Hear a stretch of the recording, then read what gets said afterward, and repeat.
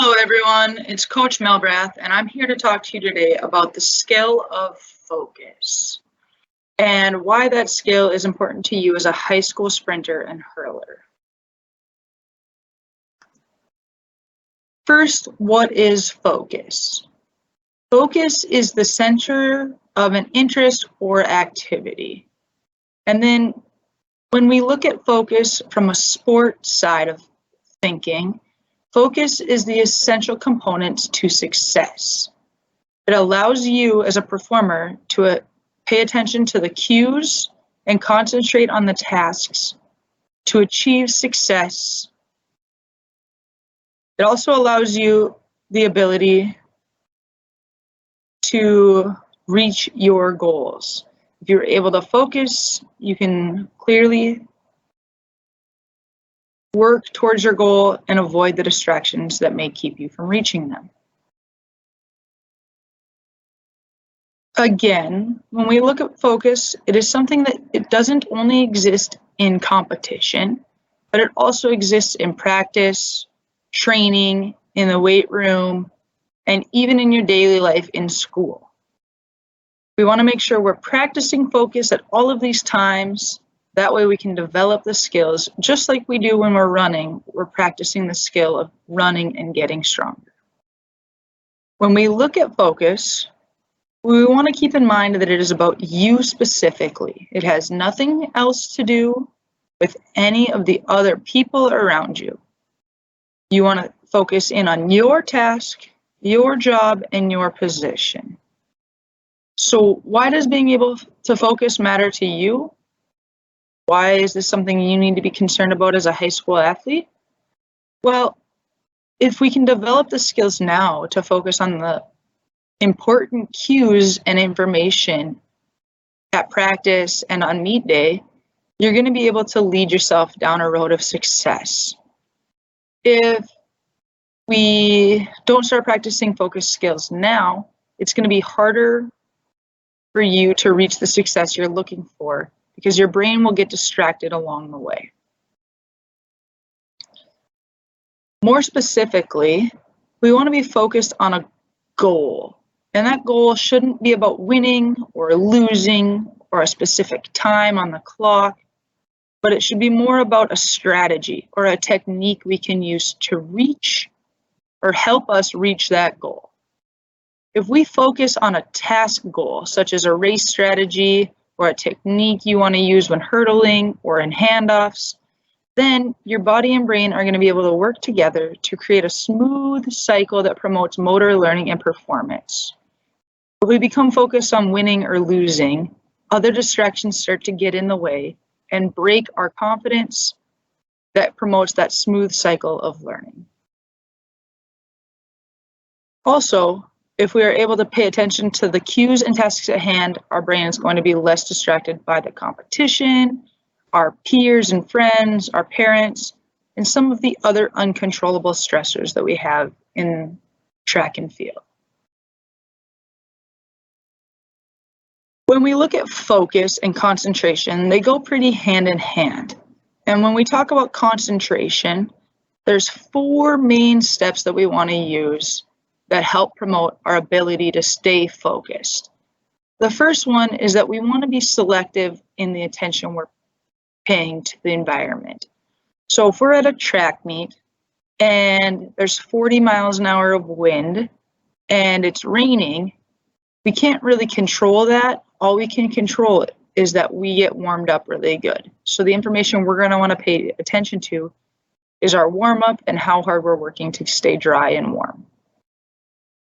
Secondly, we want to maintain that attention over time.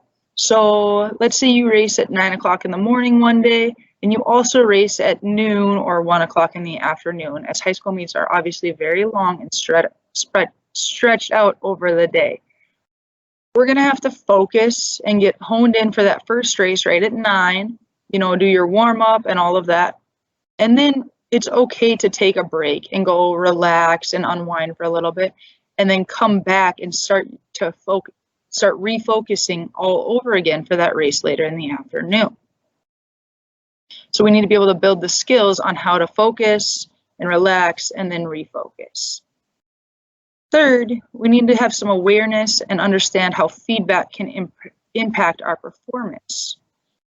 Every environment's going to be a little bit different, and so we need to be aware of how those could affect our cues and the feedback we're using.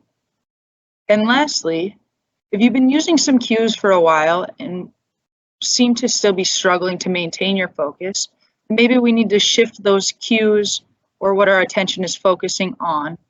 That way we can maintain a higher level of focus. Now that you know some information about focus, let's get to work and break it down for you. Let's talk about how focus could help you and what are some of the distractions that are currently affecting your life right now.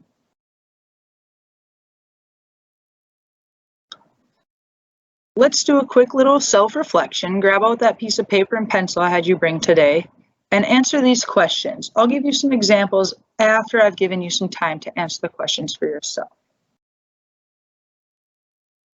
What is or are your events?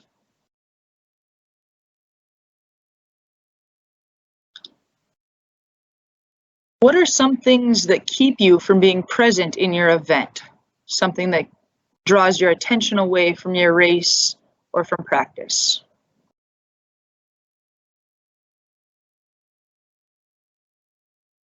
Do you know any of the things that keep you present? What are some things that help you stay focused at practice or at a meet?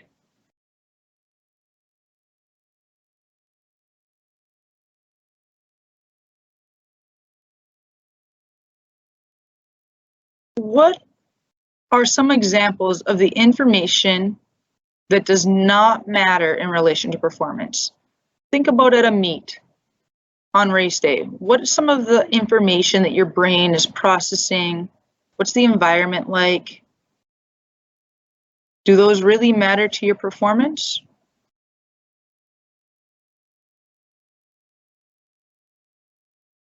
What are some examples of information that do matter in relation to your performance?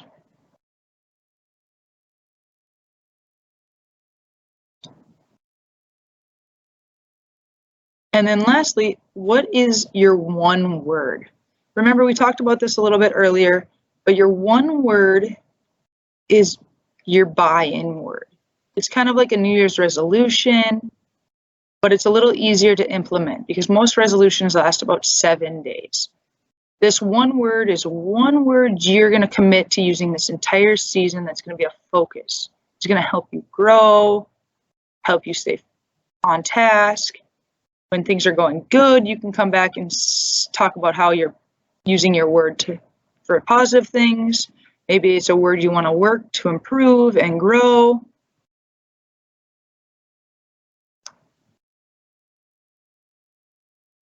But what is one word you can use that you feel is important?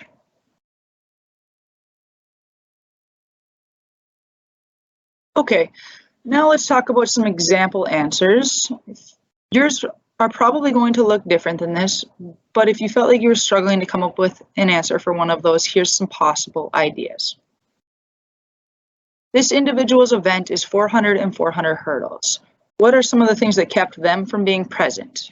They had negative self-thoughts, they had doubt, they felt like they needed to run a certain time on race day, and those all created a distraction and made them anxious.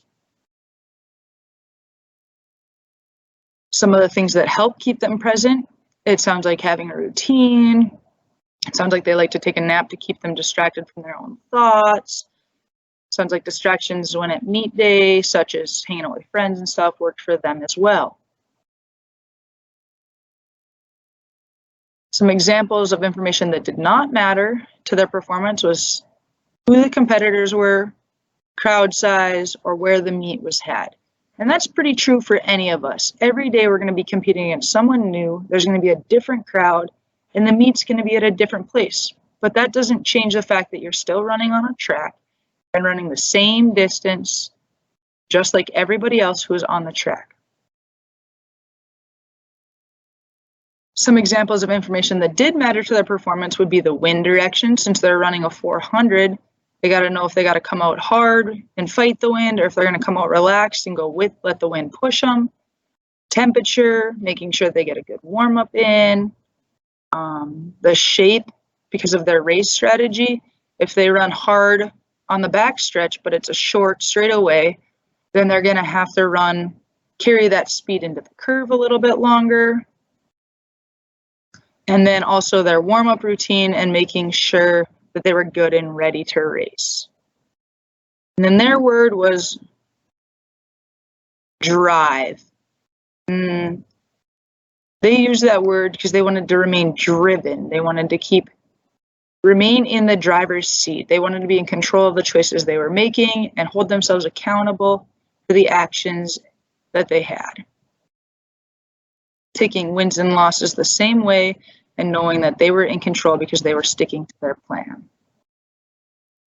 Now, looking forward, we want to start this at practice. So how can we implement this into your daily life right now that you're already doing? We want to start at practice using a quality warm-up and having a voice with your coach. Talk to your coach if you feel like you need a little bit more with your warm-up. This warm-up routine is something that should be similar to race day. That way, when you do your warm-up, before you compete, your brain understands that it's go time. Also, at practice, just like in a meet, we shouldn't be working on just running and getting faster. We want to be working towards strategy or technique to improve our performance. Just like in basketball, you don't just go shoot to shoot, you're shooting to become a better shooter, right? After practice, while you're completing your cool down, you can reflect on these 3 thoughts.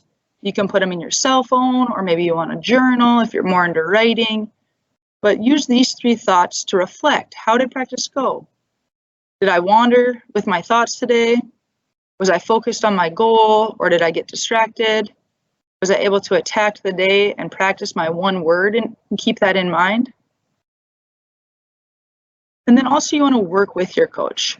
You want to have recovery days built in, and maybe as an athlete, you can request to have some recovery days built in when you're feeling like your brain and body are run down. A good idea for a recovery day is some yoga, because that can let your brain and your body reset. Now that we've put in the hard work at practice and got in some good recovery days, it's time to perform and race. Just like we did at practice, we want to complete a similar warm-up and keeping that routine similar. Every race day should have a similar routine that keeps you motivated and helps limit your distractions.